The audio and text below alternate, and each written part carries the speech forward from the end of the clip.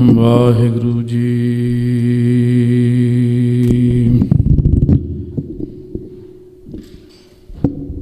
ਇੱਕ ਓੰਕਾਰ ਸਤਿਨਾਮ ਕਰਤਾ ਪੁਰਖ ਨਿਰਭਉ ਨਿਰਵੈਰ ਅਕਾਲ ਮੂਰਤਿ ਅਜੂਨੀ ਸੈਭੰ ਗੁਰ ਪ੍ਰਸਾਦਿ ਜਪੁ। ਆਦਿ ਸਚ ਜੁਗਾਦਿ ਸਚ ਹੈ ਭੀ ਸਚ। ਨਾਨਕ ਹੋਸੀ ਭੀ ਸਚ। ਸੂਰਜ ਕਿਰਨ ਮਿਲੇ ਜਲ ਕਾ ਜਲ ਹੁਆ ਰਾਮ। ਜੋਤੀ ਜੋਤਿ ਰਲੀ ਸੰਪੂਰਨ ਥੀ ਆਰਾਮ। ਸਤਿਗੁਰ ਮੇਰਾ ਸਦਾ ਸਦਾ ਨਾ ਆਵੈ ਨਾ ਜਾਇ। ਉਹ ਅਬਿਨਾਸੀ ਪੁਰਖ ਹੈ ਸਭ ਮਹਿ ਰਹਿਆ ਸਮਾਏ। ਜੋ ਤੋ ਪ੍ਰੇਮ ਖੇਲਣ ਕਾ ਚਾਉ। ਸਿਰ ਧਰ ਤਲੀ ਗਲੀ ਮੋਰੀ ਆਉ। ਇਤ ਮਾਰਗ ਪੈਰ ਧਰੀਜੈ। ਸਿਰ ਦੀਜੈ ਕਾਣ ਨਾ ਕੀਜੈ। ਸੱਜਣ ਸੱਚਾ ਪਾਤਸ਼ਾਹ ਸਿਰ ਸਾਹਾਂਦੈ ਸਾਹੁ। ਜਿਸ ਪਾਸ ਬੈਠਿਆ ਸੋਹੀ ਐ ਸਭਨਾ ਦਾ ਵੇਸਾਹੁ। ਧੰਨ ਧੰਨ ਸਾਹਿਬ ਸ੍ਰੀ ਗੁਰੂ ਗ੍ਰੰਥ ਸਾਹਿਬ ਮਹਾਰਾਜ ਦੀ ਪਾਵਨ ਪਵਿੱਤਰ ਗੋਦ ਵਿੱਚ ਬਿਰਾਜਮਾਨ ਗੁਰੂ ਰੂਪ ਗੁਰੂ ਖਾਲਸਾ ਸਾਧ ਸੰਗਤ ਜੀ, ਆਓ ਪਿਆਰ ਸਤਿਕਾਰ ਸਹਿਤ ਫਤਿਹ ਉਚਾਰਨ ਕਰੀਏ। ਵਾਹਿਗੁਰੂ ਜੀ ਕਾ ਖਾਲਸਾ ਵਾਹਿਗੁਰੂ ਜੀ ਕੀ ਫਤਿਹ। ਆਪ ਸਰਬੱਤ ਸੰਗਤਾਂ, ਵਿਸ਼ੇਸ਼ ਕਰ ਗੁਰਸਿੱਖ ਨੌਜਵਾਨ ਵੀਰ ਜੋ ਮਹਾਂਪੁਰਸ਼ਾਂ ਦੀ ਪ੍ਰੇਰਣਾ ਨਾਲ ਉਹਨਾਂ ਦੇ ਜੀਵਨ ਤੋਂ ਪ੍ਰਭਾਵਿਤ ਹੋ ਕੇ ਗੁਰੂ ਦੇ ਲੜ ਲੱਗੇ ਔਰ ਸਤਿਗੁਰੂ ਗ੍ਰੰਥ ਸਾਹਿਬ ਮਹਾਰਾਜ ਸੱਚੇ ਪਾਤਸ਼ਾਹ ਦੀ ਹਜ਼ੂਰੀ ਵਿੱਚ ਸੱਜ ਕੇ ਅੱਜ ਸ਼ਹੀਦਾਂ ਦੇ ਸਿਰਤਾਜ ਧੰਨ ਧੰਨ ਸਾਹਿਬ ਸ੍ਰੀ ਗੁਰੂ ਅਰਜਨ ਦੇਵ ਸਾਹਿਬ ਮਹਾਰਾਜ ਦਾ ਪਾਵਨ ਸ਼ਹੀਦੀ ਦਿਹਾੜਾ ਅਤੇ ਗੁਰੂ ਅਰਜਨ ਦੇਵ ਮਹਾਰਾਜ, ਗੁਰੂ ਤੇਗ ਬਹਾਦਰ ਸਾਹਿਬ ਮਹਾਰਾਜ ਦੇ ਅਤੇ ਭਾਈ ਮਤੀ ਦਾਸ, ਭਾਈ ਦਿਆਲਾ ਜੀ, ਭਾਈ ਸਤੀ ਰਾਮ ਦੇ ਪਾਏ ਹੋਏ ਪੂਰਨਿਆਂ 'ਤੇ ਚੱਲ ਕੇ 1984 ਦੇ ਵਿੱਚ ਸ੍ਰੀ ਅਕਾਲ ਤਖ਼ਤ ਸਾਹਿਬ 'ਤੇ ਜੋ ਸਿੰਘਾਂ ਨੇ ਸ਼ਹੀਦੀਆਂ ਪ੍ਰਾਪਤ ਕੀਤੀਆਂ, ਉਪਰੰਤ ਵੱਡਾ ਦੁਖਾਂਤ ਜੋ 84 ਦਾ ਬਹੁਤ ਸਾਰੇ ਹਿੰਦੁਸਤਾਨ ਭਰ ਦੇ ਵਿੱਚ ਕਿਤਨੇ ਹੀ ਮਜ਼ਲੂਮ ਬੱਚੇ, ਬੀਬੀਆਂ, ਬਜ਼ੁਰਗਾਂ ਦਾ, ਨੌਜਵਾਨਾਂ ਦਾ ਥਾਂ ਥਾਂ ਦੇ ਉੱਤੇ ਕਤਲ ਹੋਇਆ। ਸੋ ਅੱਜ ਸਮੁੱਚੇ ਰੂਪ ਦੇ ਵਿੱਚ ਗੁਰੂ ਅਰਜਨ ਦੇਵ ਜੀ ਤੋਂ ਲੈ ਕੇ ਹੁਣ ਤੱਕ ਦੇ ਸਾਰੇ ਸ਼ਹੀਦਾਂ ਦੀ ਯਾਦ ਦੇ ਵਿੱਚ ਜੁੜ ਮਿਲ ਬੈਠੇ ਹਾਂ। ਇਹ ਪੂਰਨੇ ਪਾਏ ਸਤਿਗੁਰੂ ਗੁਰੂ ਅਰਜਨ ਦੇਵ ਸਾਹਿਬ ਮਹਾਰਾਜ ਨੇ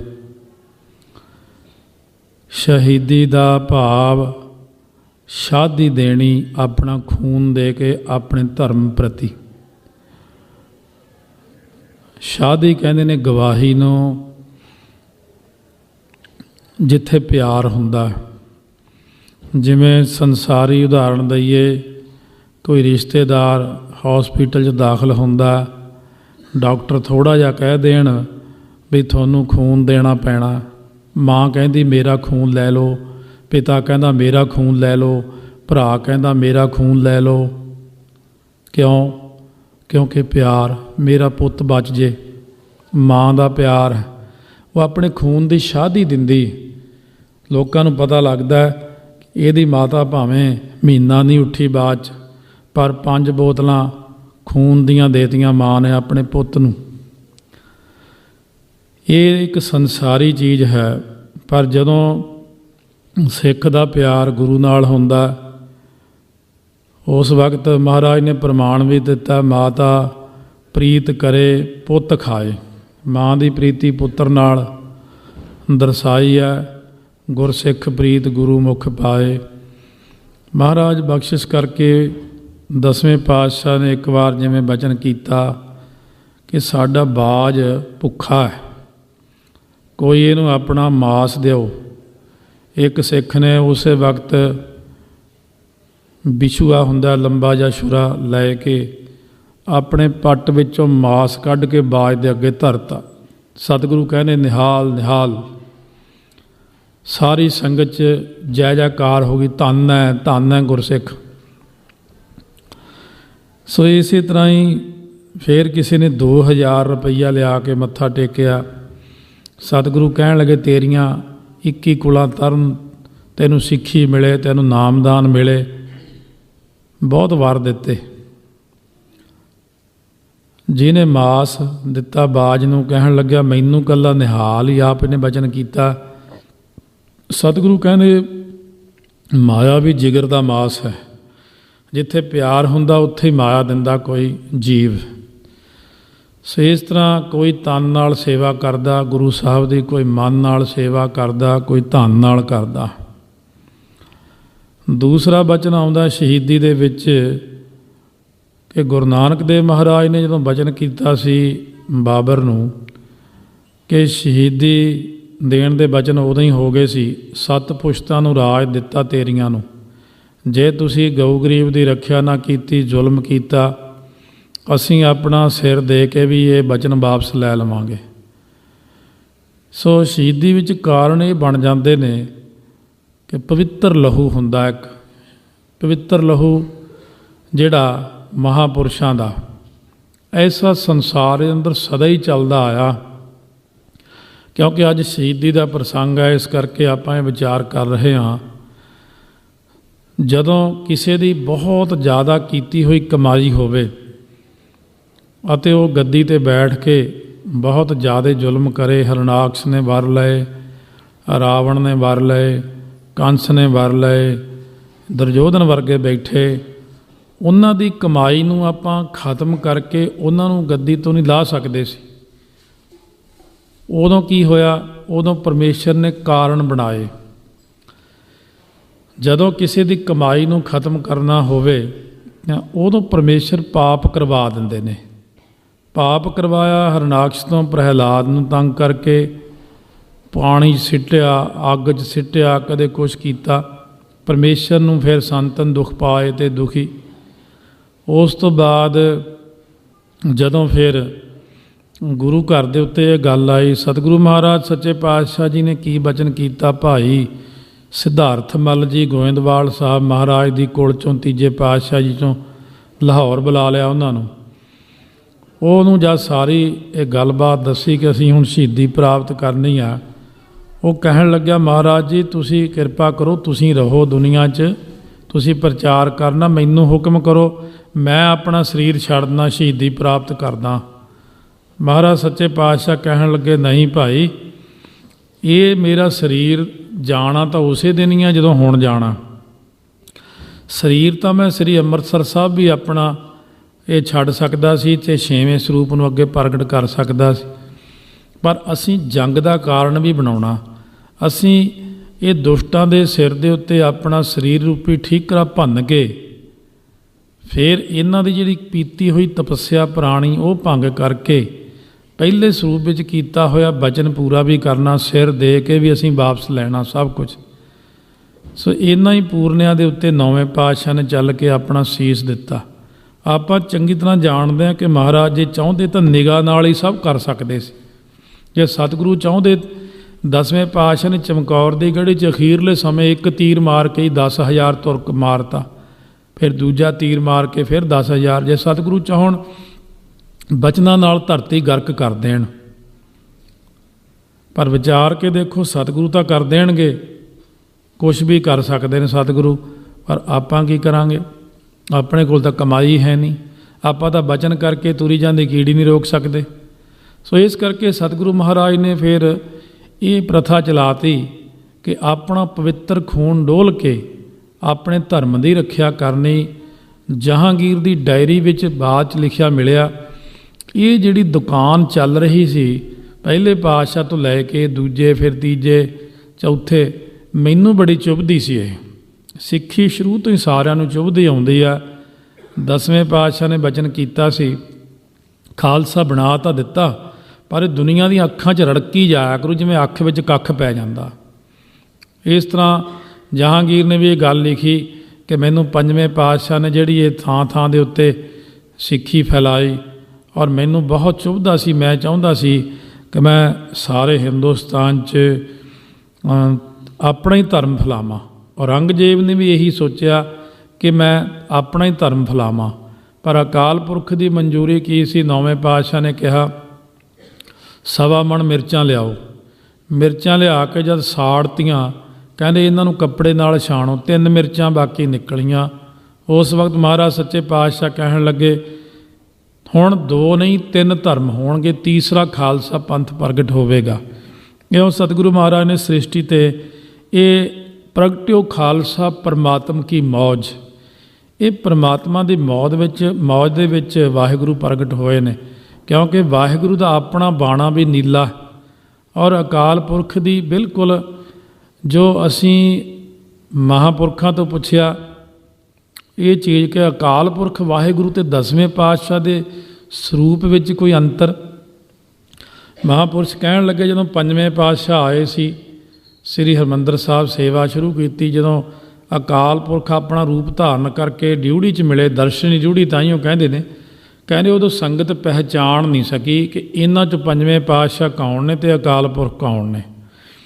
ਇਸੇ ਤਰ੍ਹਾਂ ਜਦ ਮਹਾਂਪੁਰਖਾਂ ਨੂੰ ਪੁੱਛਿਆ ਬਈ ਆਪ ਜੀ ਤਾਂ ਸਭ ਕੁਝ ਜਾਣਦੇ ਹੋ, ਜਿਹੜਾ ਉਹ ਸਰੂਪ ਹੈ ਪਰਮਾਤਮਾ ਦਾ, ਉਹਦਾ ਤੇ 10ਵੇਂ ਪਾਤਸ਼ਾਹ ਦਾ ਕਿੰਨਾ ਫਰਕ ਹੈ? ਮਹਾਂਪੁਰਖ ਕਹਿਣ ਲੱਗੇ, ਬਿਲਕੁਲ ਇੱਕੋ ਹੀ ਸਰੂਪ ਹੈ। ਨੀਲੀ ਦਸਤਾਰ ਆ ਅਕਾਲ ਪੁਰਖ ਵਾਹਿਗੁਰੂ ਦੇ ਸੀਸ ਤੇ ਗੋਲ, ਤੇ ਕਹਿੰਦੇ ਇੱਥੇ ਇੰਨਾ ਹੀ ਫਰਕ ਹੈ ਕਿ ਵੱਡਾ ਸਾਰਾ ਸੋਨੇ ਦਾ ਮੁਕਟ ਦਿਖਿਆ ਮੈਨੂੰ, ਔਰ ਸ੍ਰੀ ਸਾਹਿਬ ਹੱਥ 'ਚ ਪਕੜੀ ਹੋਈ, ਉਹਦਾ ਨਾਮ ਹੀ ਅਸਤੁਜ ਹੈ। ਸ੍ਰੀ ਸਕੇਤ ਇਸੇ ਕਰਕੇ ਕਿਹਾ ਮਹਾਰਾਜ ਨੇ, ਤੇ ਨੀਲਾ ਬਾਣਾ ਉਹਨਾਂ ਦੇ ਪਾਇਆ ਹੋਇਆ। ਕਹਿੰਦੇ ਉਹੀ ਸਰੂਪ 10ਵੇਂ ਪਾਤਸ਼ਾਹ ਦਾ। ਇਸ ਕਰਕੇ ਪ੍ਰਗਟਿਓ ਖਾਲਸਾ ਪਰਮਾਤਮ ਕੀ ਮੌਜ, ਖਾਲਸਾ ਸੰਸਾਰ ਦੇ ਅੰਦਰ ਜ਼ੁਲਮ ਨੂੰ ਖਤਮ ਕਰਨ ਲਈ ਅਤੇ ਮਜ਼ਲੂਮਾਂ ਦੀ ਰੱਖਿਆ ਲਈ, ਗਊ ਗਰੀਬ ਦੀ ਰੱਖਿਆ ਲਈ ਪ੍ਰਗਟ ਹੋਇਆ। ਸੰਪੂਰਨ ਮਨੁੱਖ ਜੇ ਜਾਣਿਆ ਜਾਵੇ ਤਾਂ ਖਾਲਸਾ ਹੈ। ਜਦੋਂ ਬਾਬਾ ਫਤਿਹ ਸਿੰਘ ਜੀ ਇੱਕ ਵਾਰ 10ਵੇਂ ਪਾਤਸ਼ਾਹ ਦੀ ਹਜ਼ੂਰੀ 'ਚ ਨੀਲਾ ਬਾਣਾ ਪਹਿਨ ਕੇ ਫਰਲਾ ਛੱਡ ਕੇ ਆਏ, ਅਸਲ ਵਿੱਚ ਉਹ ਫਰਲਾ ਨਹੀਂ ਸੀ ਛੱਡਿਆ, ਉੱਤੇ ਲੜ ਲਟਕਦਾ ਰਹਿ ਗਿਆ, ਜਿਵੇਂ ਛੋਟੇ ਬੱਚੇ ਦਸਤਾਰ ਸਜਾਉਂਦੇ ਨੇ। ਮਹਾਰਾਜ ਕਹਿਣ ਲੱਗੇ, ਖਾਲਸਾ ਜੀ, ਜਿਹਨੇ ਅਕਾਲ ਪੁਰਖ ਦੇ ਦਰਸ਼ਨ ਕਰਨੇ ਆ ਕਰ ਲਓ, ਆਹ ਅਕਾਲ ਬਾਣਾ ਪਾਇਆ, ਇਹ ਅਕਾਲ ਪੁਰਖ ਦਾ ਰੂਪ ਹੈ। ਇਸ ਕਰਕੇ ਖਾਲਸਾ ਸ੍ਰਿਸ਼ਟੀ ਤੇ ਸੰਪੂਰਨ ਮਨੁੱਖ ਦੇ ਰੂਪ ਵਿੱਚ ਪ੍ਰਗਟ ਕੀਤਾ ਮਹਾਰਾਜ ਨੇ। ਤਾਈਓ ਆਪ ਖੰਡੇ ਬਾਟੇ ਦਾ ਅੰਮ੍ਰਿਤ ਛਕਿਆ 10ਵੇਂ ਪਾਤਸ਼ਾਹ ਨੇ। ਔਰ 5ਵੇਂ ਪਾਤਸ਼ਾਹ ਮਹਾਰਾਜ ਨੇ ਤੁਰਕਾਂ ਦਾ ਜੋ ਸ਼ਹੀਦੀ ਦੇਣ ਦਾ ਕਾਰਨ ਇਹੀ ਸੀ ਕਿ ਉਹਨਾਂ ਦੀ ਤਪੱਸਿਆ ਨੂੰ ਨਾਸ਼ ਕਰਨਾ। ਇਹ ਪ੍ਰਥਾ ਮਹਾਰਾਜ ਨੇ ਸ਼ੁਰੂ ਤੋਂ ਲੈ ਕੇ ਚਲਾਈ। 9ਵੇਂ ਪਾਤਸ਼ਾਹ ਨੇ ਸ਼ਹੀਦੀ ਦਿੱਤੀ। ਇਸੇ ਤਰ੍ਹਾਂ ਫਿਰ ਗੁਰਸਿੱਖਾਂ ਨੂੰ ਅੱਗੇ ਬਖਸ਼ਿਸ਼ਾਂ ਕੀਤੀਆਂ। ਗੁਰੂ ਘਰ ਵਿੱਚ ਆਪਣਾ ਪਹਿਲਾ ਸਰੀਰ ਛੱਡਣ ਵਾਲਾ ਗੁਰੂ ਵਾਸਤੇ ਭਾਈ ਭਗਤੂ ਦਾ ਪੁੱਤਰ ਭਾਈ ਜੀਵਨ ਹੋਇਆ 7ਵੇਂ ਪਾਤਸ਼ਾਹ ਵੇਲੇ, ਉਹ ਵੀ ਕੁਰਬਾਨੀ ਹੈ ਇੱਕ ਉਹਦੀ। ਇਸੇ ਤਰ੍ਹਾਂ ਜਿਹੜੀ ਇਹ ਸ਼ਹੀਦੀ ਗੁਰਸਿੱਖਾਂ ਵਿੱਚ ਭਾਈ ਮਤੀ ਦਾਸ ਜੀ ਹੋਣਾ ਨੇ, ਭਾਈ ਸਤੀ ਰਾਮ, ਭਾਈ ਦਿਆਲਾ ਜੀ ਨੇ ਦਿੱਤੀ। ਉਹਨਾਂ ਨੇ ਕਿਹਾ ਸੀ ਕਿ ਸਾਡਾ ਮਹਾਰਾਜ ਕਿਰਪਾ ਕਰਿਓ, ਅਸੀਂ ਡੋਲ ਨਾ ਜਾਈਏ, ਕਿਰਪਾ ਰੱਖਿਓ। ਉਸ ਵਕਤ ਮਹਾਰਾਜ ਨੇ ਭਾਈ ਮਤੀ ਦਾਸ ਨੂੰ ਕਿਹਾ, ਜਪਜੀ ਸਾਹਿਬ ਦਾ ਪਾਠ ਕਰਦਾ ਹੁੰਦਾ ਅਤੇ ਤੂੰ ਜਪਜੀ ਸਾਹਿਬ ਪੜ੍ਹੀ ਜਾਈਂ। ਭਾਈ ਦਿਆਲਾ ਜੀ ਨੂੰ ਸੁਖਮਨੀ ਸਾਹਿਬ ਦਾ ਪਾਠ, ਭਾਈ ਸਤੀ ਰਾਮ ਨੂੰ ਸਤਨਾਮ ਵਾਹਿਗੁਰੂ ਦਾ ਪਾਠ ਲਾਇਆ। ਉਹ ਪਾਠ ਕਰਦੇ ਰਹੇ। ਔਰ ਮਤੀ ਦਾਸ ਨੂੰ ਪੁੱਛਿਆ ਕੋਈ ਅੰਤਮ ਇੱਛਾ? ਕਹਿਣ ਲੱਗੇ, ਮੇਰਾ ਮੁੱਖ ਗੁਰ ਪਿੰਜਰੇ ਵੱਲ ਕਰ ਦਿਓ, ਮੇਰੀ ਨਿਭ ਜਾਏ ਪ੍ਰੀਤ ਪੁਰਾਣੀ, ਕਿਹਾ ਮਤੀ ਦਾਸ ਬਲਵੀਰ ਨੇ। ਕੁਛ ਨਹੀਂ ਚਾਹੀਦਾ, ਮੇਰਾ ਸਿਰਫ ਮੁੱਖ ਗੁਰੂ ਦੇ ਪਿੰਜਰੇ ਵੱਲ ਕਰ ਦਿਓ। ਇਦੋਂ ਵੱਡੇ ਭਾਗ ਕੀ ਹੋਣਗੇ ਵੀ ਗੁਰੂ ਤੇਗ ਬਹਾਦਰ ਸਾਹਿਬ ਦੇ ਦਰਸ਼ਨ ਕਰਦਾ ਕਰਦਾ ਮੈਂ ਸ਼ਹੀਦੀ ਪ੍ਰਾਪਤ ਕਰ ਜਾਵਾਂ। ਸੋ ਇਸ ਤਰ੍ਹਾਂ ਗੁਰਸਿੱਖਾਂ ਨੇ ਇਹ ਸਤਿਗੁਰੂ ਮਹਾਰਾਜ ਦੇ ਪਾਏ ਹੋਏ ਪੂਰਨਿਆਂ 'ਤੇ ਆਪਣੇ ਸ਼ਹੀਦੀਆਂ ਪ੍ਰਾਪਤ ਕੀਤੀਆਂ।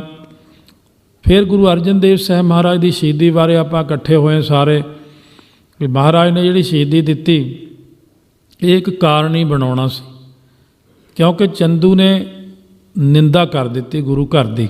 ਜਦੋਂ ਰਿਸ਼ਤਾ ਇੱਥੇ ਪ੍ਰਵਾਨ ਹੋਇਆ, ਚਲੋ ਠੀਕ ਹੈ, ਸ਼ਗਨ ਦੀ ਵਾਰੀ ਆਈ, ਉਸ ਵਕਤ ਚੰਦੂ ਨੇ ਇਹ ਗੱਲ ਕਹੀ ਤੂੰ ਪ੍ਰੋਹਤ ਨੂੰ ਕਿ ਤੂੰ ਚੰਗਾ ਨਹੀਂ ਕੀਤਾ, ਚੁਬਾਰੇ ਦੀ ਇੱਟ ਮੋਰੀ ਨੂੰ ਲਾਤੀ ਜਾ ਕੇ ਤੂੰ, ਭਾਵ ਉੱਚੇ ਥਾਂ ਦੀ ਇੱਟ ਨੀਵੇਂ ਥਾਂ। ਮੇਰੀ ਲੜਕੀ ਏਡੀ ਵੱਡੀ, ਮੈਂ ਹਿੰਦੁਸਤਾਨ ਭਰ ਦਾ ਏਡਾ ਵੱਡਾ ਵਜ਼ੀਰ, ਉਹ ਗੁਰੂ ਘਰ ਜਿੱਥੇ ਕੰਗਾਲ ਜੇ ਸਿੱਖ ਬੈਠਦੇ ਨੇ ਮੱਥਾ ਟੇਕਦੇ ਨੇ, ਉੱਥੇ ਕੋਈ 2 ਪੈਸੇ, ਕੋਈ 1 ਪੈਸਾ, ਕੋਈ 5 ਪੈਸੇ ਮੱਥਾ ਟੇਕਦਾ। ਜੇ ਕੋਈ ਮੱਥਾ ਟੇਕਣ ਨਾ ਆਇਆ, ਗੁਰੂ ਘਰ ਰੋਟੀ ਨਾ ਪੱਕੀ, ਮੇਰੀ ਕੁੜੀ ਤਾਂ ਭੁੱਖੀ ਮਰ ਜਾਵੇਗੀ।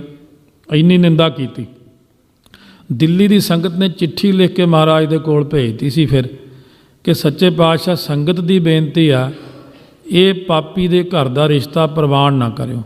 ਐਨ ਸ਼ਗਨਾਂ ਦੀ ਤਿਆਰੀ ਤੇ ਚਿੱਠੀ ਪਹੁੰਚ ਗਈ। ਸਤਿਗੁਰੂ ਨੇ ਚਿੱਠੀ ਵਾਲੇ ਨੂੰ ਕਿਹਾ ਭਾਈ ਬੈਠ ਜਾ, ਸ਼ਗਨ ਦੀ ਰਸਮ ਹੋਵੇਗੀ, ਫਿਰ ਉਸ ਵਕਤ ਤੂੰ ਮੈਨੂੰ ਬਾਅਦ 'ਚ ਚਿੱਠੀ ਪੜ੍ਹਾ ਦੀ। ਕਹਿੰਦਾ ਨਹੀਂ ਮਹਾਰਾਜ, ਇਹ ਚਿੱਠੀ ਤਾਂ ਪਹਿਲਾਂ ਪੜ੍ਹਾਉਣੀ ਤੁਹਾਨੂੰ।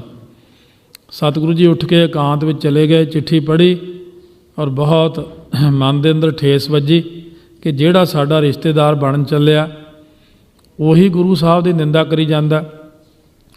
ਸੰਗਤ ਨੇ ਬੇਨਤੀ ਕਰ ਦਿੱਤੀ ਕਿ ਸੱਚੇ ਪਾਤਸ਼ਾਹ ਆਪ ਇਹ ਰਿਸ਼ਤਾ ਪ੍ਰਵਾਨ ਨਾ ਕਰਿਓ।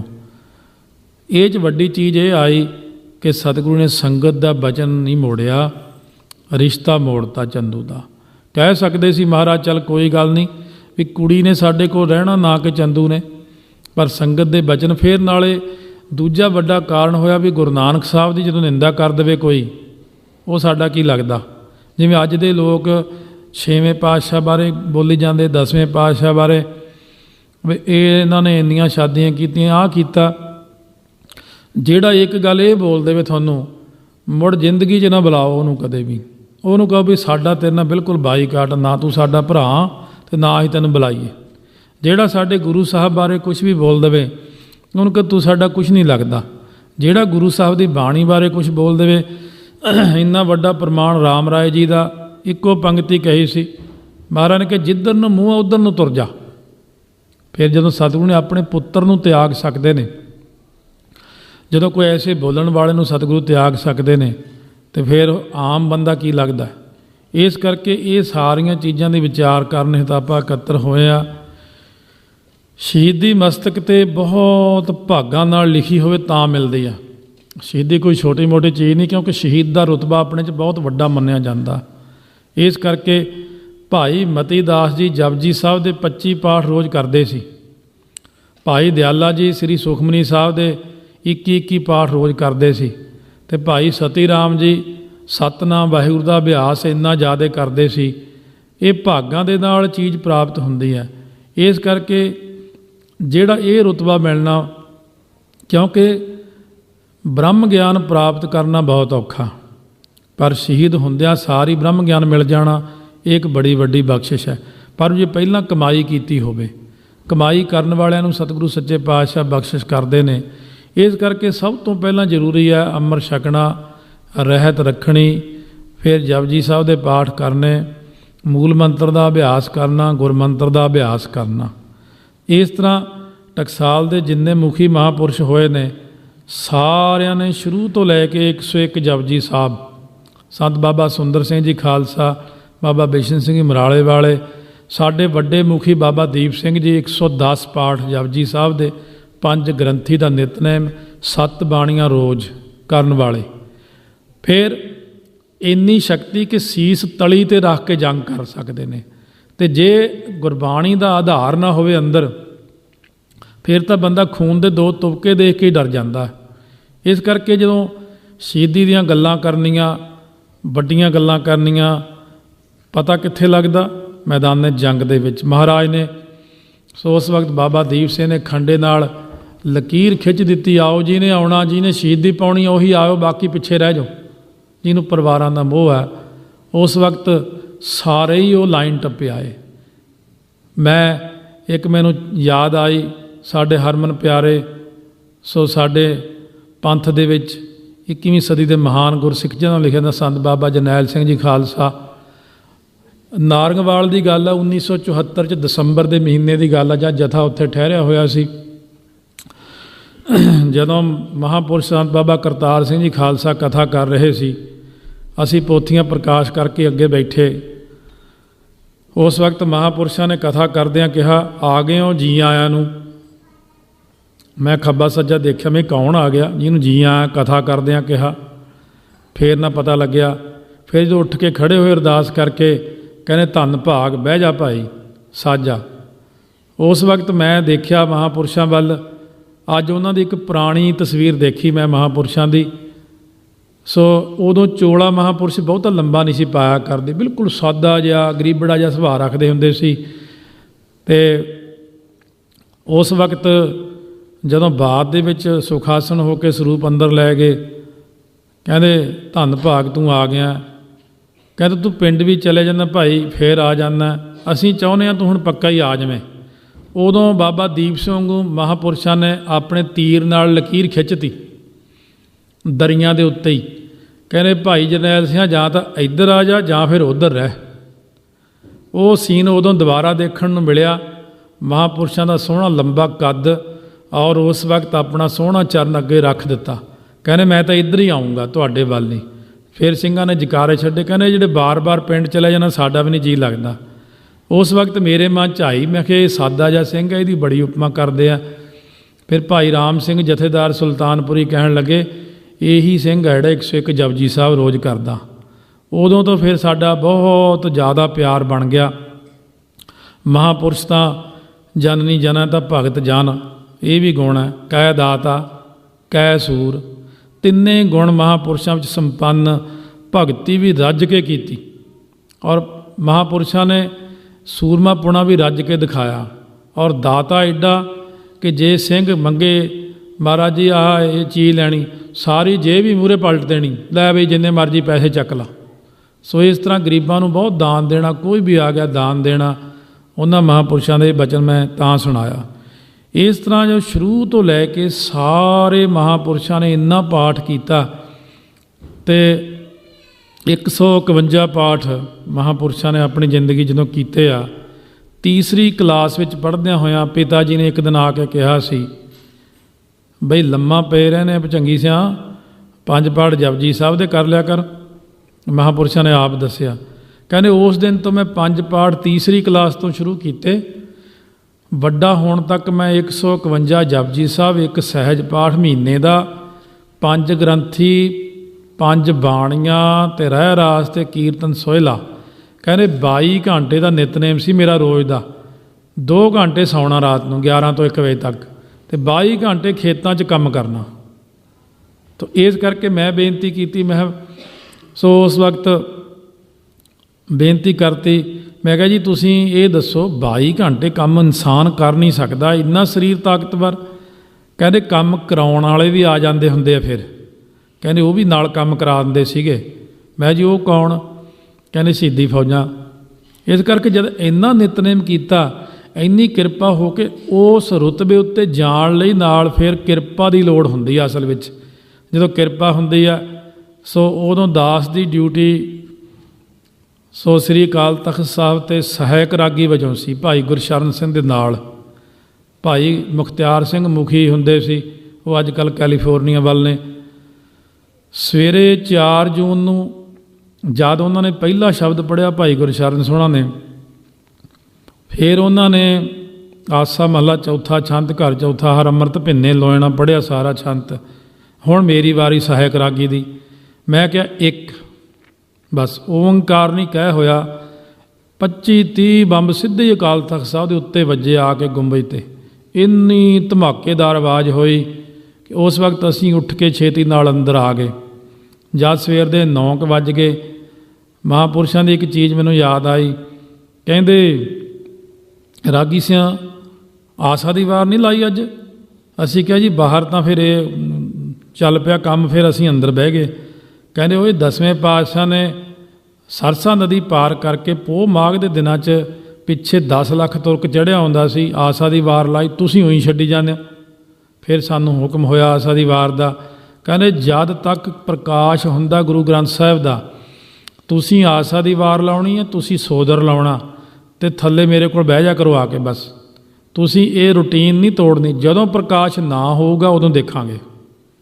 ਸੋ ਇਸ ਤਰ੍ਹਾਂ ਸਾਧ ਸੰਗਤ ਜੀ 4 ਨੂੰ ਸਵੇਰੇ ਆਸਾ ਦੀ ਵਾਰ, ਸ਼ਾਮ ਨੂੰ ਸੋਦਰ, 5 ਨੂੰ ਫਿਰ ਆਸਾ ਦੀ ਵਾਰ, ਸ਼ਾਮ ਨੂੰ ਫਿਰ ਸੋਦਰ, ਫਿਰ 6 ਨੂੰ ਸਵੇਰੇ ਪ੍ਰਕਾਸ਼ ਨਹੀਂ ਹੋਇਆ। ਬਹੁਤ ਘਮਸਾਨ ਹੋਇਆ ਉਦੋਂ। ਅਤੇ ਉਸ ਵਕਤ ਫਿਰ ਮੈਨੂੰ ਕਹਿਣ ਲੱਗੇ ਤੂੰ ਨਾ ਡਰੀ, ਤੇਰੀ ਉਮਰ ਬਹੁਤ ਲੰਬੀ ਆ, ਤੂੰ ਮੈਥੋਂ ਬਾਅਦ ਪ੍ਰਚਾਰ ਕਰਨਾ ਸਿੱਖੀ ਦਾ। ਉਹ ਮੈਂ ਆਖਿਆ ਮੈਂ ਤਾਂ ਸਹਾਇਕ ਰਾਗੀ, ਮੈਂ ਤਾਂ ਕਦੇ ਕਥਾ ਕੀਤੀ ਨਹੀਂ। ਕਹਿੰਦੇ ਨਹੀਂ ਮਹਾਰਾਜ ਤੇਥੋਂ ਕਥਾ ਕਰਾ ਲੈਣਗੇ ਆਪੇ। ਉਹਨਾਂ ਦੀ ਬਖਸ਼ ਦਾ ਸਦਕਾ ਸਾਰੇ ਵਰਲਡ ਦੇ ਵਿੱਚ ਜਿੰਨੀਆਂ ਸੀੜੀਆਂ ਸੰਗਤ ਸੁਣਦੀ ਆ, ਮੈਂ ਕਈ ਦੇਸ਼ਾਂ 'ਚ ਹਲੇ ਤੱਕ ਗਿਆ ਨਹੀਂ, ਪਰ ਸੰਗਤ ਸੁਣ ਕੇ ਆਪੇ ਹੀ ਅੰਮ੍ਰਿਤ ਛਕੀ ਜਾਂਦੀ ਆ, ਆਪੇ ਹੀ ਨਸ਼ੇ ਛੱਡੀ ਜਾਂਦੇ ਨੇ, ਆਪੇ ਹੀ ਸਭ ਕਿਰਿਆ ਹੋ ਰਹੀ ਕਿ ਮਹਾਂਪੁਰਖਾਂ ਦੇ ਇੱਕ ਬਚਨ ਨਾਲ ਹੋ ਰਹੀ ਆ।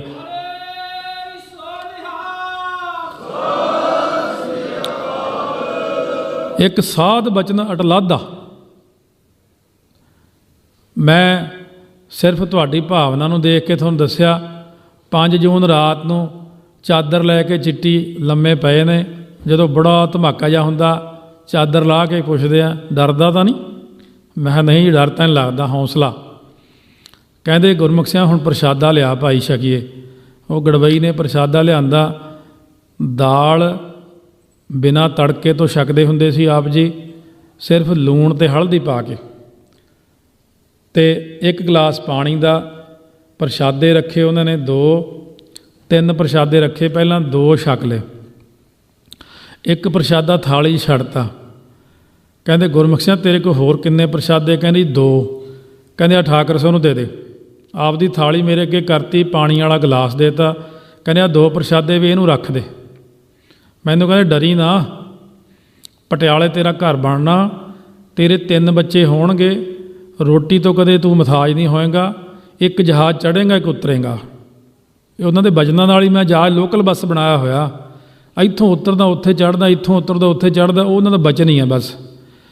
ਸੋ ਜਿਹੜੀ ਉਹਨਾਂ ਦੀ ਅਵਸਥਾ ਬਾਰੇ ਤੁਹਾਨੂੰ ਮੈਂ ਬੇਨਤੀ ਕਰਦਿਆਂ, 1975 'ਚ ਤਾਂ ਦਰਸ਼ਨ ਹੋਏ ਨੇ ਮਹਾਂਪੁਰਸ਼ਾਂ ਨੂੰ, 10ਵੇਂ ਪਾਤਸ਼ਾਹ ਦੇ ਮਾਤਾ ਸਾਹਿਬ ਕੌਰ ਜੀ ਦੇ ਹਜੂਰ ਸਾਹਿਬ।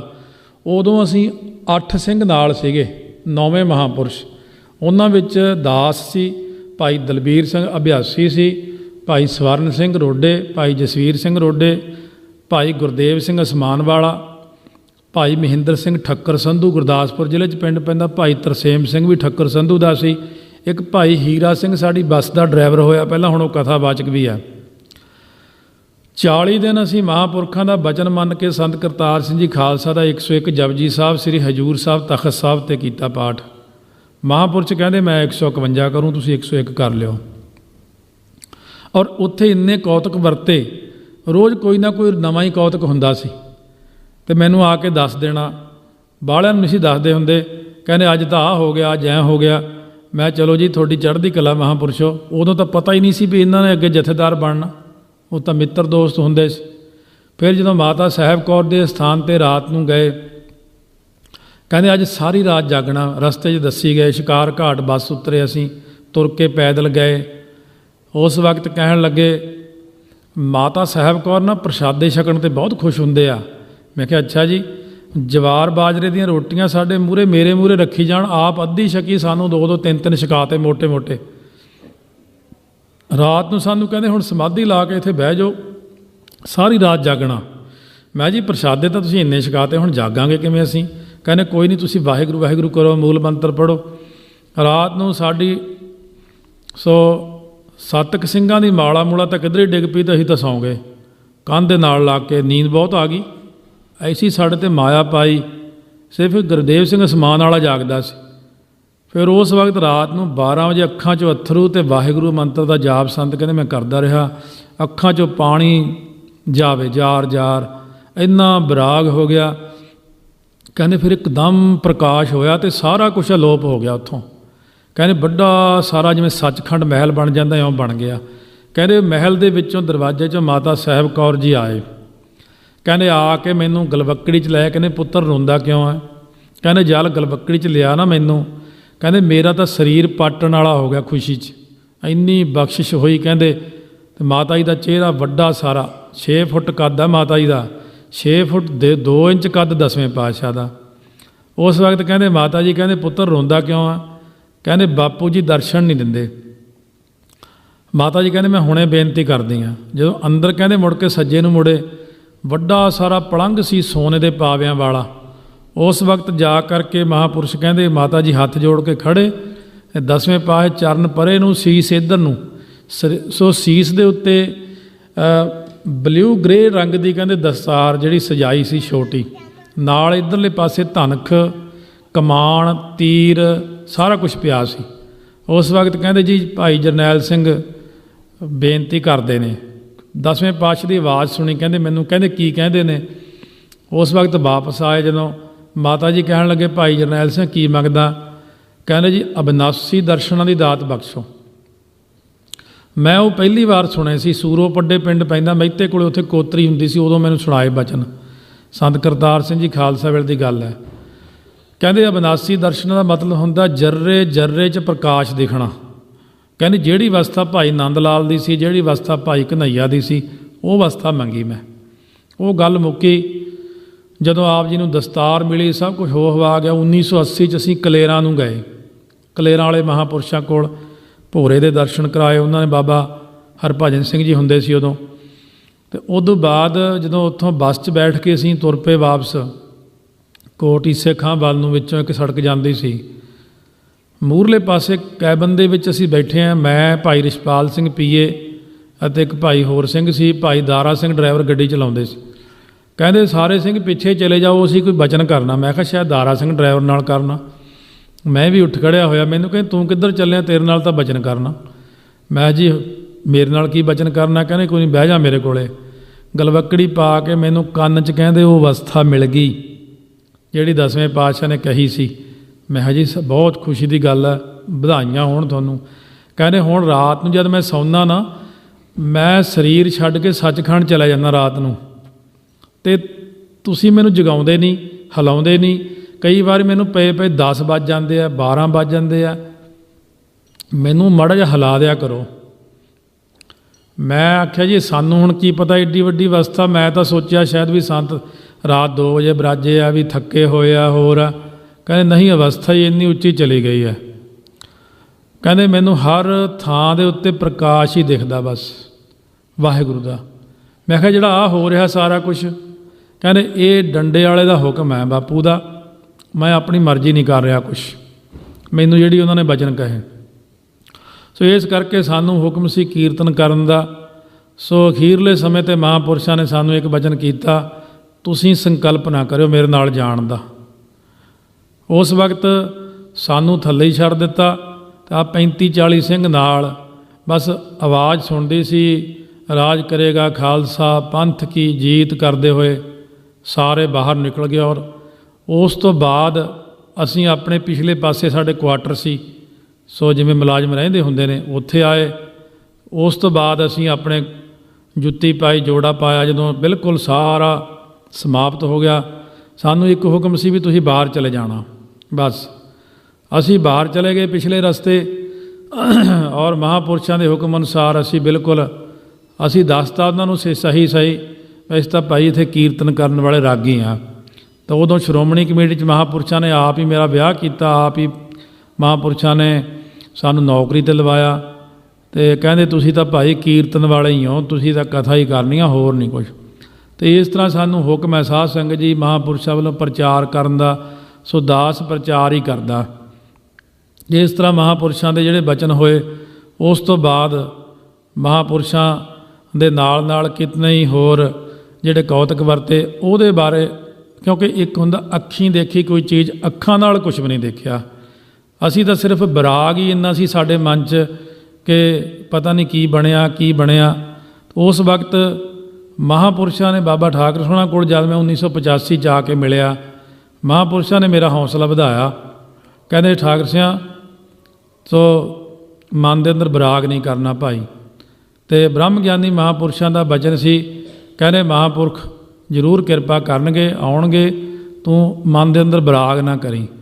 ਤੋ ਸਹੀ ਗੱਲ ਤਾਂ ਇਹ ਆ ਵੀ ਜਿਹੜਾ ਇਹ ਸਰੀਰ ਦੇ ਉੱਤੇ ਹੰਢੀਆਂ ਚੀਜ਼ਾਂ ਹੁੰਦੀਆਂ ਨਾ, ਜਿਹਦੇ ਅਸੀਂ ਤਾਂ ਵੈਸੇ ਹੀ ਚੁੱਪ ਰਹਿੰਦੇ ਹਾਂ ਵੀ ਉਹਨਾਂ ਨੂੰ ਯਾਦ ਕਰਕੇ ਹੀ ਸਾਡਾ ਇੰਨਾ ਮਨ ਭਰ ਜਾਂਦਾ ਵੀ ਤੁਹਾਡਾ ਆਪਣਾ ਹੀ ਭਰ ਜਾਂਦਾ ਵਿਰਾਗ ਕਰਕੇ। ਮੈਂ ਬਹੁਤਾ ਪੰਜਵੇਂ ਪਾਤਸ਼ਾਹ ਦਾ ਪ੍ਰਸੰਗ ਵੀ ਨਹੀਂ ਸੁਣਾ ਸਕਦਾ, ਸਾਹਿਬਜ਼ਾਦਿਆਂ ਦਾ ਜਾਂ ਸਿੰਘਾਂ ਦਾ, ਉਹੀ ਮਨ ਦੇ ਅੰਦਰ ਵਿਰਾਗ ਜਿਹਾ ਆ ਜਾਂਦਾ ਵੀ ਕਿੰਨਾ ਚੰਗਾ ਸੀ, ਕਿੰਨੇ ਅਭਿਆਸ ਕਰਦੇ ਸੀ, ਕਿੰਨੇ ਸਿੰਘ ਸੀ ਬਾਣੀ ਪੜ੍ਹਨ ਵਾਲੇ, ਵੀ ਇਹ ਵਾਹਿਗੁਰੂ ਨੂੰ ਜੋ ਮਨਜ਼ੂਰ ਸੀ, ਸੱਚੇ ਪਾਤਸ਼ਾਹ ਦਾ ਹੁਕਮ ਹੀ ਸੀ। ਮੈਂ ਮਹਾਂਪੁਰਸ਼ਾਂ ਦੀ ਸ਼ਕਤੀ ਬਾਰੇ ਮੈਂ ਵਰਣਨ ਕਰਦਿਆਂ, ਜੇ ਉਹ ਚਾਹੁੰਦੇ ਤਾਂ ਸਾਰਾ ਕੁਝ ਹੀ ਕਰ ਸਕਦੇ ਸੀ। ਮੈਂ ਬੇਨਤੀ ਕੀਤੀ, ਮੈਂ ਕਿਹਾ ਜੀ ਹੁਣ ਤੁਹਾਡੇ 'ਚ ਇੰਨਾ ਕੁਛ ਹੈ, ਕੁਛ ਕਰ ਦਿਓ। ਕਹਿੰਦੇ ਹੁਕਮ ਹੀ ਨਹੀਂ। ਫਿਰ ਦੁਬਾਰਾ ਬੇਨਤੀ ਕੀਤੀ, ਮੈਂ ਜੀ ਕੁਛ ਕਰ ਦਿਓ। ਕਹਿੰਦੇ ਹੁਕਮ ਹੀ ਨਹੀਂ। ਤੀਜੀ ਵਾਰ ਮੈਂ ਬੇਨਤੀ ਕੀਤੀ, ਮਹਾਰਾਜ ਤੁਸੀਂ ਕੁਛ ਕਰਦੇ ਹੀ ਨਹੀਂ ਗੇ, ਤੁਸੀਂ ਕਰ ਸਕਦੇ ਹੋ ਸਾਰਾ ਕੁਛ। ਕਹਿੰਦੇ ਭਾਈ ਠਾਕਰ ਸਿਆਂ ਜੇ ਹੁਕਮ ਹੋਵੇ ਨਾ ਧਰਤੀ ਗਰਕ ਕਰ ਦਿਆਂ। ਕਹਿੰਦੇ ਹੁਕਮ ਨਹੀਂ ਦਸਵੇਂ ਪਾਤਸ਼ਾਹ ਦਾ, ਇਸ ਕਰਕੇ ਆਰਾਮ ਨਾਲ ਬੈਠੇ ਰਹੋ, ਤੁਸੀਂ ਆਪਣੀ ਸੇਵਾ ਨਿਭਾਉਣੀ ਹੈ ਜ਼ਿੰਦਗੀ 'ਚ। ਮੈਂ ਜੀ ਆਪਣਾ ਉਹ ਤਾਂ ਫਿਰ ਵਿੱਚ ਹੀ ਰਹਿ ਗਿਆ ਖਿਆਲ ਦੋਨਾਂ ਦਾ, ਵੀ ਜਦ ਤੁਹਾਨੂੰ ਦਸਤਾਰ ਨਹੀਂ ਸੀ ਮਿਲੀ, ਤੁਸੀਂ ਮੈਨੂੰ ਕਿਹਾ ਸੀ ਵੀ ਆਪਾਂ ਪਹਾੜਾਂ 'ਚ ਚੱਲਾਂਗੇ, ਗੁਫਾ 'ਚ ਰਹਾਂਗੇ, 151 ਜਪਜੀ ਸਾਹਿਬ ਮੈਂ ਕਰੂੰ, ਤੂੰ 51 ਕਰੀ, ਤੂੰ ਮੇਰੇ ਕੱਪੜੇ ਲੀੜੇ ਧੋ ਦਿਆ ਕਰੀ, ਪ੍ਰਸ਼ਾਦਾ ਛਕਾਇਆ ਕਰੀ। ਮੈਂ ਫਿਰ ਮੈਂ ਕਿਹਾ ਹੁਣ ਤਾਂ ਤੁਸੀਂ ਇਹ ਮੇਰਾ ਫੁਰਨਾ ਕਦ ਪੂਰਾ ਹੋ। ਕਹਿੰਦੇ ਕੋਈ ਨਹੀਂ, ਜਿਹੜੀ ਕਥਾ ਦੀ ਡਿਊਟੀ ਤੈਨੂੰ ਮਿਲਣੀ ਆ ਨਾ, ਕਥਾ ਦੀ ਸੇਵਾ ਮਿਲਣੀ ਆ, ਕਹਿੰਦੇ ਬਸ ਇਹ ਸਮਝ ਨਾਮਦਾਨ ਹੀ ਆ, ਕਥਾ ਦੀ ਸੇਵਾ ਤੈਨੂੰ ਮਿਲਣੀ ਆ, ਇਹ ਨਾਮਦਾਨ ਹੀ ਆ ਇੰਨਾ। ਕਹਿੰਦੇ ਬਾਕੀ ਤੂੰ ਮਹਾਰਾਜ ਦੀ ਕਿਰਪਾ ਰਹੂ, ਜਦ ਤੂੰ ਕਥਾ ਦੀ ਸੇਵਾ ਮੁਕਾ ਲੇਗਾ ਨਾ, ਫਿਰ ਮੈਨੂੰ ਕਹਿੰਦੇ ਚੱਲ ਤੇਰੀ ਹਰਿਮੰਦਰ ਸਾਹਿਬ ਅਰਦਾਸ ਕਰ ਦਿੰਦਾ ਮੈਂ। ਪਹਿਲਾਂ ਦੀ ਗੱਲ ਹੈ, ਹਰਿਮੰਦਰ ਸਾਹਿਬ ਅਰਦਾਸ ਕਰਕੇ ਜਦੋਂ ਉੱਠ ਕੇ ਖੜੇ ਹੋਏ, ਰਾਗੀ ਸਿੰਘਾਂ ਨੇ ਪੜ੍ਹਿਆ, ਪਹਿਲੋਂ ਬਾਬੇ ਪਾਇਆ ਬਖਸ਼ਦਰ, ਪਿੱਛੋਂ ਦੇ ਤਾਂ ਘਾਲ ਕਮਾਈ। ਕਹਿੰਦੇ ਸੁਣ ਲੈ, ਤੇਰੇ ਨਾਲ ਵੀ ਐਂ ਹੋਣੀ ਆ, ਜਿਹੜੀ ਤੂੰ ਘਾਲ ਕਮਾਈ ਕਰਨੀ ਆ ਨਾਮ ਦੀ ਇਹ ਜ਼ਿੰਦਗੀ ਦੇ ਅਖੀਰ 'ਤੇ ਕਰੇਂਗਾ, ਪਹਿਲਾਂ ਤੂੰ ਸੇਵਾ ਹੀ ਕਰੇਂਗਾ। ਸੋ ਮੇਰਾ ਸੰਕਲਪ 1.25 ਲੱਖ ਜਪਜੀ ਸਾਹਿਬ ਕਰਨ ਦਾ, ਜਾਂ 36 ਲੱਖ ਮੂਲ ਮੰਤਰ ਕਰਨ ਦਾ, ਜਾਂ 101 ਸਹਿਜ ਪਾਠ ਕਰਨ ਦਾ। ਵਾਹਿਗੁਰੂ ਕਿਰਪਾ ਕਰੇ ਮੇਰੇ ਤਿੰਨੇ ਸੰਕਲਪ ਪੂਰੇ ਹੋ ਜਾਣ, ਨਹੀਂ ਤਾਂ ਇੱਕ ਤਾਂ ਜ਼ਰੂਰ ਮਹਾਰਾਜ ਕਿਰਪਾ ਕਰੇ। ਬਾਕੀ ਇਹੀ ਮੇਰੀ ਬੇਨਤੀ ਆ ਸਾਰੇ ਸਿੰਘਾਂ ਨੂੰ ਕਿ ਜਿਹੜੀ ਵੱਡੀ ਚੀਜ਼ ਹੁੰਦੀ ਆ ਉਹ ਹੁੰਦੀ ਆ ਆਪਣਾ ਜੀਵਨ ਰਹਿਤ ਬਹਿਤ ਮਹਾਂਪੁਰਖਾਂ ਨੇ ਦੱਸੇ ਹੋਏ ਪੂਰਨਿਆਂ 'ਤੇ ਚੱਲ ਕੇ ਆਪਣੇ ਜੀਵਨ ਨੂੰ ਉੱਚਾ ਤੇ ਸੁੱਚਾ ਬਣਾਉਣਾ, ਇਹੀ ਵੱਡੀ ਚੀਜ਼ ਹੁੰਦੀ ਆ। ਮੈਂ ਸਾਰੇ ਸਿੰਘਾਂ ਨੂੰ ਇਹੀ ਬੇਨਤੀ ਕਰੂੰਗਾ ਕਿ ਮਹਾਂਪੁਰਸ਼ ਹੁਣ ਵੀ ਜੇ ਕਦੇ ਸੁਪਨੇ 'ਚ ਵੀ ਮਿਲ ਪੈਣਗੇ ਤੇ ਕਹਿਣਗੇ ਉਹ ਤੂੰ ਜਪਜੀ ਸਾਹਿਬ ਦੇ ਪਾਠ ਛੱਡਤੇ, ਹੁਣ 25 ਤਾਂ ਕਰ ਲਿਆ ਕਰ। ਮੈਂ ਜੀ ਹੁਣ ਜਦੋਂ 4-5 ਕਥਾ ਕਰਨੀਆਂ ਪੈਂਦੀਆਂ ਸਿਰ ਥੱਕ ਜਾਂਦਾ ਮੇਰਾ ਤਾਂ। ਸੰਤ ਕਰਤਾਰ ਸੋਹਣੀ ਕਹਿੰਦੇ ਇੱਕ ਦਿਨ, ਕਹਿੰਦੇ ਚੱਲ ਠਾਕਰ ਸਿੰਘ 5 ਪਾਠ ਜਪਜੀ ਸਾਹਿਬ ਦੇ ਰੋਜ਼ ਕਰ ਲਿਆ ਕਰ, ਇੰਨੇ ਬੜਿਆ ਨਾਲ 4-5 ਕਥਾ ਕਰ ਦਿਆ ਕਰ। ਇਹ ਜ਼ਰੂਰ ਆ ਬਈ ਸੁਪਨੇ 'ਚ ਆ ਕੇ ਹੌਸਲਾ ਵਧਾ ਜਾਂਦੇ ਇੱਕ ਵਾਰੀ। ਕਹਿੰਦੇ ਮੈਂ ਕਿਹਾ ਜੀ ਮੈਂ ਤਾਂ ਹੁਣ ਕੋਈ ਭਜਨ ਨਹੀਂ, ਸਿਮਰਨ ਨਹੀਂ, ਅਸੀਂ ਤਾਂ ਕਥਾ ਹੀ ਕਰੀ ਜਾਂਦੇ ਹਾਂ। ਅਤੇ ਮੈਨੂੰ ਬਾਬਾ ਕਰਤਾਰ ਸਿੰਘ ਜੀ ਖਾਲਸਾ ਛਾਤੀ 'ਤੇ ਹੱਥ ਮਾਰ ਕੇ ਕਹਿੰਦੇ ਅੱਗੇ ਮੈਂ ਜ਼ਿੰਮੇਵਾਰ ਹਾਂ, ਅੱਗੇ ਦੀ ਚਿੰਤਾ ਨਾ ਕਰੀ ਤੂੰ। ਇਸ ਕਰਕੇ ਅਸੀਂ ਨਹੀਂ ਸਮਝਦੇ ਮੇਰੇ ਤੋਂ ਦੂਰ ਨੇ। ਜਦ ਮੈਂ ਕਥਾ ਕਰਦਾ ਮੇਰੇ ਸਿਰ 'ਤੇ ਹੀ ਖੜ੍ਹ ਜਾਂਦੇ ਆ ਕੇ, ਉਹ ਕਹਿੰਦੇ ਕੋਈ ਡੋਲ ਨਾ ਜਾਈ, ਕਥਾ ਕਰ, ਤੈਨੂੰ ਮਹਾਰਾਜ ਆਪੇ ਬਖਸ਼ਿਸ਼ ਕਰਨਗੇ। ਇਸ ਕਰਕੇ ਮੈਂ ਤਾਂ ਜੋ ਮੈਨੂੰ ਆਉਂਦਾ ਮੈਂ ਦੱਸਤਾ, ਸਿੱਧਾ ਸਾਦਾ ਹਿਸਾਬ ਮੇਰਾ, ਨਾ ਤਾਂ ਮੈਨੂੰ ਕੁਛ ਆਉਂਦਾ ਹੀ ਸੱਜੂ ਝੌਰ ਵਾਂਗੂ, ਅਤੇ ਬਸ ਮੈਂ ਇੱਕੋ ਹੀ ਸਮਝਦਾ ਜਿਹੜਾ ਮੈਨੂੰ ਪ੍ਰਸ਼ਾਦਾ ਛਕਾਇਆ ਸੀ ਨਾ, ਉਹਦੇ 'ਚ ਹੀ ਸਾਰਾ ਕੁਝ ਦੇ ਗਏ ਮੈਨੂੰ। ਮਹਾਂਪੁਰਖਾਂ ਨੇ ਕਿਰਪਾ ਕੀਤੀ ਆ, ਪੰਜਵੇਂ ਪਾਤਸ਼ਾਹ ਨੂੰ ਯਾਦ ਕੀਤਾ, ਮਹਾਂਪੁਰਖਾਂ ਨੂੰ ਯਾਦ ਕੀਤਾ, ਔਰ ਬਾਬਾ ਠਾਕੁਰ ਸਿੰਘ ਜੀ ਬ੍ਰਹਮ ਗਿਆਨੀ ਮਹਾਂਪੁਰਸ਼। ਸੋ ਅਵਸਥਾ ਦੀ ਗੱਲ ਹੁੰਦੀ ਆ, ਦੁਨੀਆ ਨਹੀਂ ਸਮਝ ਸਕਦੀ। ਲੋਕ ਕੇ ਜਾਣੈ ਬੱਪੜਾ ਜੇ ਮਨ ਨਾਹੀ ਗਿਆਨ। ਮੇਰੀ ਨਜ਼ਰ ਵਿੱਚ ਇਹ ਠੀਕ ਹੈ ਕਿ ਟਕਸਾਲ ਦੇ ਸਾਰੇ ਮਹਾਂਪੁਰਖ ਕੋਹੇ ਨੂਰ ਹੀਰੇ ਵਾਂਗੂ ਚਮਕਦੇ ਨੇ। ਬਹੁਤ ਉੱਚੀ ਅਵਸਥਾ ਸੰਤ ਬਾਬਾ ਜਰਨੈਲ ਸਿੰਘ ਜੀ ਖਾਲਸਾ ਦੀ, ਪਰ ਜਿਹੜੀ ਅਵਸਥਾ ਬਾਬਾ ਠਾਕੁਰ ਸਿੰਘ ਦੀ ਸੀ ਉਹ ਮੈਨੂੰ ਪੁੱਛੋ, ਮੈਂ ਜਦ ਉਹਨਾਂ ਦਾ ਧਿਆਨ ਕਰਦਾ ਮੈਂ ਕਹਿੰਦਾ ਮੈਨੂੰ ਕੋਈ ਫਰਕ ਹੀ ਨਹੀਂ ਆਉਂਦਾ ਪਰਮਾਤਮਾ ਤੇ ਉਹਨਾਂ 'ਚ। ਐਡੀ ਉੱਚੀ ਅਵਸਥਾ ਉਹਨਾਂ ਦੀ। ਇੱਕ ਕਮੀ ਰਹਿ ਗਈ ਵੀ ਆਪਾਂ ਉਹਨਾਂ ਨੂੰ ਸਮਝ ਹੀ ਨਹੀਂ ਸਕੇ। ਬਸ ਸੰਤ ਜਰਨੈਲ ਸਿੰਘ ਜੀ ਖਾਲਸਾ ਨੂੰ ਟਕਸਾਲ ਦੇ ਸਿੰਘ ਨਹੀਂ ਹਲੇ ਤੱਕ ਸਮਝ ਸਕੇ, ਕਿਉਂਕਿ ਉਹਨਾਂ ਨੇ ਆਪਦੀ ਅਵਸਥਾ ਹੀ ਨਹੀਂ ਕਿਸੇ ਨੂੰ ਦੱਸੀ। ਬਾਬਾ ਠਾਕਰ ਸਿੰਘ ਦੀ ਅਵਸਥਾ ਨਹੀਂ ਕਿਸੇ ਨੂੰ ਪਤਾ, ਸੰਤ ਕਰਤਾਰ ਸਿੰਘ ਜੀ ਖਾਲਸਾ ਦੀ ਅਵਸਥਾ ਨਹੀਂ ਪਤਾ, ਕਿਉਂਕਿ ਹੋਣ ਨਜ਼ਦੀਕ ਖੁਦਾਏ ਦਾ ਭੇਦ ਨਾ ਕਿਸੇ ਦੇਣ। ਅਵਸਥਾ ਬਹੁਤ ਵੱਡੀ ਆ। ਬਾਬਾ ਠਾਕਰ ਸਿੰਘ ਜੀ ਨੇ ਭੰਡਾਰਾ ਖੋਲ੍ਹਿਆ ਅਖੀਰਲੇ 3 ਸਾਲਾਂ 'ਚ। ਜਿਹਨੂੰ ਕਿਹਨੂੰ ਬਖਸ਼ਿਸ਼ਾਂ ਹੀ ਕੀਤੀਆਂ, ਚੱਲ ਇਹਦੀ ਅਰਦਾਸ ਕਰ ਦਿਓ, ਚੱਲ ਇਹਨੂੰ ਆਹ ਦੇ ਦਿਓ, ਚੱਲ ਇਹਨੂੰ ਆਹ ਦੇ ਦਿਓ। ਪਹਿਲਾਂ ਜ਼ਿੰਦਗੀ 'ਚ ਉਹਨਾਂ ਨੇ ਕਦੇ ਨਹੀਂ ਇਉਂ ਕੀਤਾ ਜਿਵੇਂ ਅਖੀਰਲਿਆਂ ਸਾਲਾਂ 'ਚ ਆ ਕੇ ਕੀਤਾ ਸੀ। ਔਰ ਹਰੇਕ 'ਤੇ ਹੀ ਕਿਰਪਾ ਕਰਕੇ, ਇੱਥੇ ਤੁਹਾਡੇ 'ਤੇ ਇੰਨੀ ਕਿਰਪਾ ਕਰਕੇ ਗਏ ਆ ਤੁਹਾਡੇ 'ਚ ਉਹਨਾਂ ਦੀ ਵੀ ਕਿਰਪਾ ਸਾਰੀ। ਇਸ ਕਰਕੇ ਜੇ ਤੁਸੀਂ ਪਿਆਰ ਨਾਲ ਯਾਦ ਵੀ ਕਰੋਗੇ ਨਾ ਬਾਬਾ ਜੀ ਨੂੰ, ਬਾਬਾ ਜੀ ਤੁਹਾਡੇ ਸਾਹਮਣੇ ਵੀ ਖੜ ਜਾਣਗੇ ਆ ਕੇ। ਸਾਰੇ ਮਹਾਂਪੁਰਸ਼ ਕਿਤੇ ਨਹੀਂ ਜਾਂਦੇ ਹੁੰਦੇ, ਸਾਰੇ ਹੀ ਖੜ ਜਾਂਦੇ। ਸੰਤ ਕਰਤਾਰ ਸਿੰਘ ਜੀ ਖਾਲਸਾ ਹੁਣ ਤੱਕ ਮਹਿਤੇ ਆ ਜਾਂਦੇ ਕਈ ਵਾਰੀ। ਉੱਥੇ ਸਾਡੇ ਲਾਂਗਰੀ ਭੋਲਾ ਸਿੰਘ ਹੁੰਦਾ ਸੀ, ਉਹ ਕਹਿੰਦਾ ਸਿੱਧਾ ਜਿਹਾ ਸੀ, ਕਹਿੰਦਾ ਉਹ ਰਾਤ ਆਏ ਸੀ। ਮੈਂ ਕੌਣ? ਕਹਿੰਦਾ ਸੰਤ ਕਰਤਾਰ ਸਿੰਘ। ਮੈਂ ਕੀ ਕਹਿੰਦੇ? ਕਹਿੰਦੇ ਉਹ ਪਰਲੇ ਪਾਸੇ ਟੈਂਕੀ ਪਾਣੀ ਵਾਲੀ ਬਣਾ ਦਿਓ। ਅਗੇ ਸੰਤ ਜਰਨੈਲ ਸਿੰਘ ਨੂੰ ਕਹੀਂ ਉਹ ਪਰਲੇ ਪਾਸੇ ਜਿੱਧਰ ਹੁਣ ਬਾਥਰੂਮ ਬਣੇ ਹੋਏ ਨੇ, ਕਹਿੰਦੇ ਬਾਹਰ ਸਿੰਘਾਂ ਨੂੰ ਜ਼ਿਮੀਂਦਾਰ ਤੰਗ ਕਰਦੇ ਆ।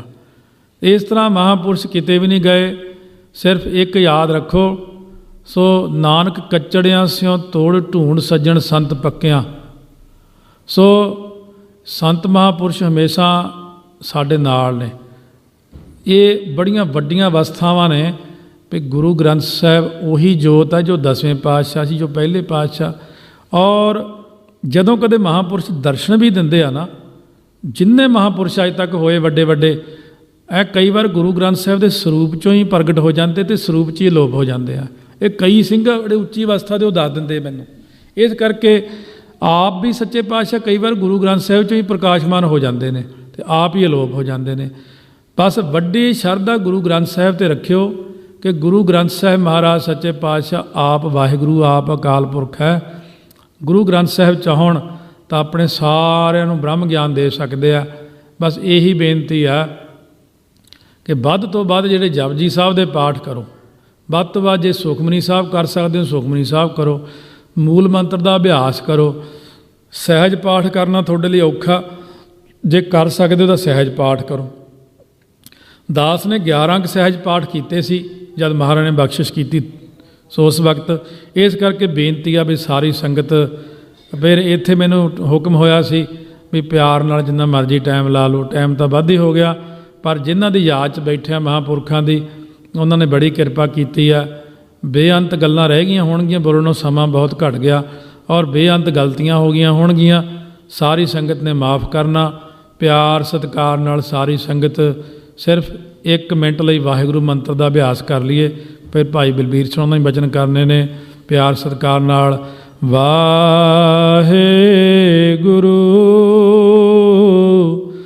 ਵਾਹਿਗੁਰੂ ਵਾਹਿਗੁਰੂ ਵਾਹਿਗੁਰੂ ਵਾਹਿਗੁਰੂ ਵਾਹਿਗੁਰੂ ਵਾਹਿਗੁਰੂ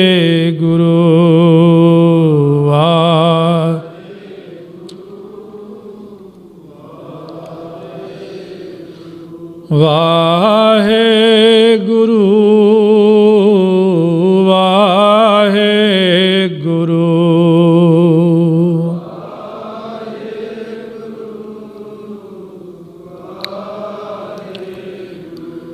ਵਾਹਿਗੁਰੂ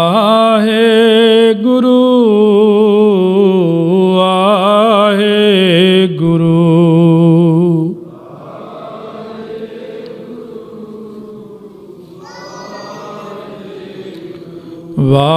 ਵਾਹਿਗੁਰੂ ਵਾਹਿਗੁਰੂ।